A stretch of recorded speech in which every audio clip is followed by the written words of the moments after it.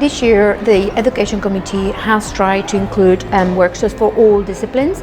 We have from the traditional urodynamics and surgical and hands-on workshops, from the most newest workshops like transgender and new technologies, and obviously there are the workshops for the nurses and the physiotherapists. So what's lying ahead of us is an exciting meeting about what the whole pelvic floor medicine is all about. Multidisciplinarity and a broad approach to all kinds of diseases and pathologies that male and female patients may encounter when it comes to pelvic floor diseases.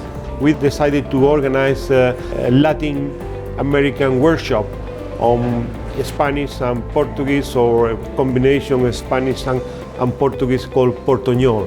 It's our workshop program. It's always a challenge, choosing the best among the best.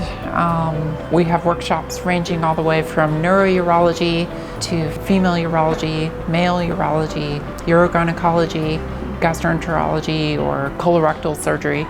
So it's always a challenge. We're selecting best among the best. The ASTRA submission days will be 1st of April, so people still have enough time to submit their ASTRA. I encourage people to send their ASTRA because this is the best meeting for their work.